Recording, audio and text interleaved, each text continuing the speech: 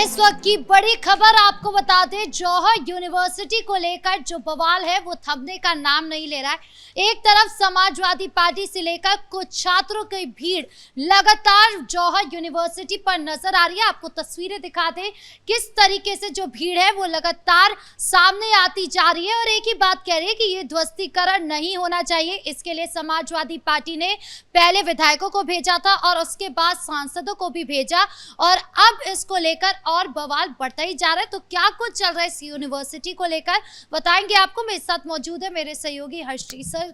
क्या कुछ चल रहा है जौहर यूनिवर्सिटी को लेकर और अब बवाल कहां तक पहुंचा? बिल्कुल, देखिए जो तस्वीरें आपने दिखाई हैं, इतनी भीड़ है। इस भीड़ में समाजवादी पार्टी के कार्यकर्ता, समाजवादी पार्टी के सांसद जौहर यूनिवर्सिटी के गेट के बाहर तैनात हैं और उनकी तरफ से लगातार एक ही बात कही जा रही है कि जौहर यूनिवर्सिटी के भवनों को ना तोड़ा जाए। क्योंकि देखिए आजम खान जब एक अहम पद पे थे और वो पद समाजवादी पार्टी ने दिया, उसके बाद किस तरीके से विकास प्राधिकरण का उनको अभी नोटिस जाता है। हालांकि जौहर यूनिवर्सिटी को गया, वो तो जेल के अंदर हैं और जौहर यूनिवर्सिटी को ये बताया जाता है कि किस तरीके से आपने सरकार की जमीन पर 33 से 34 भवनों को बनाने का काम किया है और कहीं ना कहीं आजम खान की जो गलती थी अब उसका खुलासा हो रहा है कि समाजवादी पार्टी की सरकार में जबरन कुछ भी करने की खुली छूट थी, लेकिन योगी आदित्यनाथ की सरकार में ऐसा नहीं है। क्योंकि अभी समाजवादी पार्टी से कह रही है कि बदले की कार्रवाई की जा रही है। क्योंकि देखिए 2027 का इलेक्शन है और समाजवादी पार्टी को ये दिखाना है कि कैसे मुसलमानों पर योगी आदित्यनाथ अत्याचार कर रहे हैं,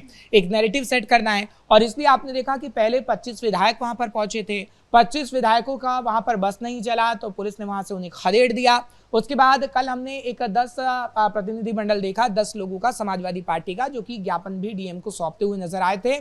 और आज की अगर तस्वीर देखेंगी तो 2 बजे तक कई सांसद भी पहुंचने वाले हैं, क्योंकि कल कुछ मुस्लिम सांसद पहुंचे थे, जैसे इकरा हसन या फिर जियाउर रहमान बर्क है। ऐसे 10 कुल सांसद थे जिन्होंने ज्ञापन सौंपा और जौहर यूनिवर्सिटी के भवनों को ना तोड़ने की अपील की है। इससे पहले आपने अखिलेश यादव का ट्वीट देखा था। अखिलेश यादव ये कह रहे थे कि आप नक्शे को दोबारा से भी जारी कर सकते हैं या दोबारा से भी उसको पास करवा सकते हैं, लेकिन उसके बाद सरकार की तरफ से आदेश आया कि अगर ऐसा करेंगे आप लोग, क्योंकि जो प्रशासन है उसकी तरफ से कहा गया कि अगर ऐसा करेंगे तो 100 करोड़ का जुर्माना भी लग सकता है। क्योंकि देखिए कुछ नियम होते हैं, उन नियमों के तहत कहीं ना कहीं काम करना होता है। लेकिन जब जौहर यूनिवर्सिटी आजम खान बना रहे थे तो कहीं ना कहीं एकदम नियमों को ताक पर रखकर बनाया गया और सरकारी जमीन को किस तरीके से हड़पने का काम किया गया वो आप अच्छे से समझ सकती हैं। क्योंकि कोई एक भवन नहीं है, 32 से 33 भवन है और आपने देखा होगा कि कितनी एकड़ जमीन को हड़पा गया है, जो कि सरकारी जमीन थी और आम लोगों के चलने के लिए सड़क थी। लेकिन उसी सड़क पर, यानी जो सड़क बनानी थी वहां पर, वहीं पर जौहर यूनिवर्सिटी के कुछ भवनों का निर्माण करा दिया गया। और अब जब बुलडोजर चल रहा है तो कुछ कट्टरपंथियों के पेट में दर्द हो रहा है और साथ ही साथ अखिलेश यादव के पेट में दर्द होना भी शुरू हो गया है। ओवैसी और अखिलेश यादव दोनों का ही बयान सामने आया। उन्होंने कहा कि जो गलतियां परिजनों ने करी या फिर जो परिवार वालों ने की, उसकी सजा जो है वो छात्रों को क्यों मिल रही है, उनके भविष्य पर क्यों बुलडोजर चलाया जा रहा है। देखिए छात्रों को ये सजा नहीं मिल रही है और ये बार बार जो छात्र शब्द का इस्तेमाल ये राजनीतिक पार्टी कर रही हैं।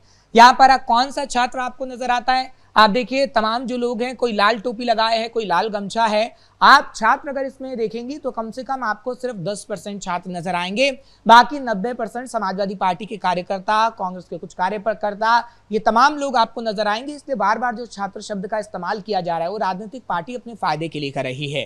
राष्ट्रीय राजधानी दिल्ली में भी आपने देखा कि जो जंतर मंतर पर प्रोटेस्ट हो रहा था, पहले तकरीबन 2 से 3 हजार छात्र वहां पर मौजूद थे। इसमें कोई भी हम ये नहीं कह सकते कि नहीं है, वहां पर 2 से 3 हजार छात्र नहीं थे, अतिशयोक्ति नहीं है इसमें कहने में। लेकिन उसके बाद आखिर 10 से 20 हजार की संख्या कहां से आती है, फिर 40 हजार की संख्या कहां से बढ़ जाती है? क्योंकि वहां पे कुछ अराजक तत्व भी शामिल हो जाते हैं, जिसके सबूत कहीं ना कहीं पुलिस दे रही है। और ये कौन करवाता है? विपक्षी पार्टी के वो लोग करवाते हैं जो अपना हित साधना चाहते हैं। और जौहर यूनिवर्सिटी के बाहर जो गेट पर तमाम भीड़ आपको नजर आ रही है, वो भी कहीं ना कहीं विपक्षी पार्टी का एजेंडा है और खास तौर पर समाजवादी पार्टी का एजेंडा है। खास तौर पर ओवैसी की अगर बात करें या फिर कांग्रेस की बात करें, उनका एजेंडा है। क्योंकि अभी मुसलमान वोट बैंक को लेकर मारामारी चल रही है। 2027 का इलेक्शन है, लोकसभा चुनाव में अखिलेश यादव को जो एक मुश्त मुसलमानों का साथ मिला है, अखिलेश यादव ये चाहते हैं कि विधानसभा चुनाव में भी एक मुश्त उनको मुसलमानों का साथ मिल जाए। लेकिन मुसलमान अब ये समझ चुका है कि अखिलेश यादव ने उनके साथ धोखा किया और वैसे भी समय समय पर ये बता रहे हैं कि किस तरीके से अखिलेश यादव ने मुसलमानों के साथ धोखा किया है। तो अखिलेश यादव के सांसद और विधायक ये करना चाहते हैं कि एक तरीके से उत्पात मचा दो, क्योंकि ठीक वैसा ही आप देखिएगा जंतर मंतर पर जिस तरीके से तंबू लगाए गए थे, वैसे ही अब तंबू लगाने का काम जौहर यूनिवर्सिटी के बाहर हो रहा है। लेकिन योगी आदित्यनाथ का प्रशासन है, दिल्ली में तो रेखा गुप्ता की सरकार रही। हालांकि केंद्र में धर्मेंद्र प्रधान के इस्तीफे को लेकर ये पूरा प्रोटेस्ट हो रहा था, हालांकि सरकार ने बातों को माना। लेकिन योगी आदित्यनाथ की सरकार में अगर कोई उत्पात मचाएगा तो उस पर डंडे भी बरसेंगे और कहीं ना कहीं कार्रवाई भी होगी, क्योंकि पुलिस ने वहां से तंबुओं को उखाड़ दिया है, क्योंकि लगातार रुक रुक कर बारिश हो रही है। कल भी हमने देखा था कि बारिश हो रही थी और वहां पर कई लोग तैनात थे, तो प्रशासन ने उनके तंबुओं को उखाड़ा और उन लोगों को वहां से हटाया, चाहे फिर समाजवादी पार्टी के विधायक थे या फिर समाजवादी पार्टी के सांसद। तो एक तरीके से आप ये कह सकते हैं कि मामला काफी बड़ा होता जा रहा है, क्योंकि अब कोर्ट के ऊपर भी सबकी नजरें रहने वाली हैं। महबूबा मुफ्ती का भी बयान सामने आया, उन्होंने भी कहा कि आपको जंतर मंतर से, सीएम योगी को लेकर कहा कि आपको जंतर मंतर से सीखना चाहिए कि किस तरीके से वहां पर छात्रों के आंदोलन ने जो है सरकार को झुका दिया। इसी तरीके से अगर आप जौहर यूनिवर्सिटी को नजरअंदाज करेंगे और अपनी कार्रवाई को करेंगे तो यहाँ पर भी वही हाल हो सकता है। देखिए, महबूबा मुफ्ती ने ये बात तो कही, लेकिन आपने देखा कि लोगों ने महबूबा मुफ्ती की किस तरीके से क्लास लगाई। जब उन्होंने ट्विटर पे ये बात कही है तो आप जरा कमेंट पढ़िएगा कि किस तरीके से महबूबा मुफ्ती को लोग ये बता रहे हैं कि वो महबूबा मुफ्ती जो अपने शासन में किस तरीके से लोगों को भड़काने का काम किया करती थी, किस तरीके से अलगाववादियों का साथ देने का काम किया करती थी, वो आज योगी आदित्यनाथ को नसीहत देने का काम कर रही हैं। जो कभी भी हिंदू के साथ नजर नहीं आई, जो कभी भी खीर भवानी के मंदिर गई तो लेकिन दूर से ही नजर आई, क्योंकि हिंदुओं की आस्था खीर भवानी मंदिर से जुड़ी हुई है जम्मू कश्मीर के अंदर, लेकिन हिंदुओं के साथ वो कभी भी नजर नहीं आई। लेकिन मुसलमानों की बात वो हमेशा से करती रही और लोग समझते हैं कि यहाँ पर मुसलमानों का मसला है, जौहर यूनिवर्सिटी की बात हो रही है, आजम खान की बात हो रही है, इसलिए महबूबा मुफ्ती ये सारी बातें कर रही है। खैर, लोग ने लताड़ लगा दी है। लेकिन देखिए, आजम खान का जहाँ तक हम बात करते हैं तो अखिलेश यादव यहाँ दोहरी राजनीति कर रहे हैं। आजम खान की यूनिवर्सिटी, जौहर यूनिवर्सिटी, आपने आजम खान की तब मदद क्यों नहीं की जब आजम खान के परिवार वाले बोल रहे थे कि आप हमारी मदद करिए। उनकी पत्नी का बयान सामने आया कि हमें अखिलेश यादव की मदद की जरूरत है। तब अखिलेश यादव कहाँ थे? क्योंकि तब अगर मदद कर देते तो वोट उन्हें नहीं मिलते। जनता ये समझती कि नहीं भैया, आजम खान तो दोषी हैं, तमाम लोग समझते कि आप दोषी की मदद कर रहे हैं। लेकिन अभी इसलिए मदद जानबूझ की जा रही है क्योंकि 2027 का इलेक्शन है और जौहर यूनिवर्सिटी पर बुलडोजर चलेगा, तो योगी आदित्यनाथ की इमेज आपको दिखानी होगी कि देखिए मुसलमान के बच्चे जहां पर पढ़ते हैं वहां पर बुलडोजर चलाया जा रहा है, किस तरीके से मुसलमानों को प्रताड़ित किया जा रहा है। क्योंकि देखिए, अभी कोर्ट पर भी सारी बातें निर्भर करेंगी। कल कोर्ट में इसको लेकर सुनवाई है हाई कोर्ट के अंदर, और हाई कोर्ट क्या फैसला देगा इस पर सभी की नजरें गड़ी रहेंगी कि जो याचिका डाली गई है उस पर सुनवाई होगी कि क्या विकास प्राधिकरण की तरफ से जो नोटिस दिया गया और जो कार्रवाई की जा रही है वो सही है या फिर नहीं है। मामले की सुनवाई में 2 दिन लगेंगे, 3 दिन लगेंगे या कितना दिन लगेगा ये तो खैर वक्त ही बता पाएगा।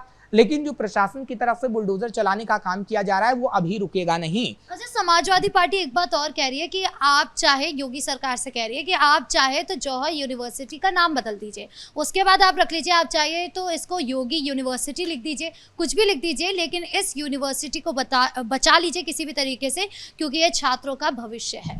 देखिए, समाजवादी पार्टी, मैं बार बार कह रहा हूँ कि नैरेटिव गढ़ने की कोशिश कर रही है, क्योंकि देखिए कोई दूसरी यूनिवर्सिटी होती अगर वो अवैध तरीके से होती, क्योंकि आपने अगर उसका गेट को देखा होगा या फिर जो भवन बने हुए हैं सामने सड़क जाती है और सड़क वो इतनी ही नहीं थी, 10-20 फीट या 30 फीट की सड़क नहीं होती है, काफ़ी चौड़ी सड़क होती है और वहीं पे भवन निर्माण करने का काम किया गया आजम खान की तरफ से। तो आप इतना ज़रूर कह सकती हैं कि जो अवैध होगा उसे तोड़ेगी योगी आदित्यनाथ की सरकार और बुलडोजर चलाए। देखिए, दाल मंडी का एग्जाम्पल ले लीजिए, वाराणसी की दाल मंडी में तो हिंदुओं की भी दुकानें थी और दाल मंडी कितना पॉपुलर इलाका है वाराणसी का, वहां पर तो तमाम हिंदुओं की दुकानें थी, हिंदुओं के मकान थे, तो आखिर योगी आदित्यनाथ ने उसको क्यों तोड़ा?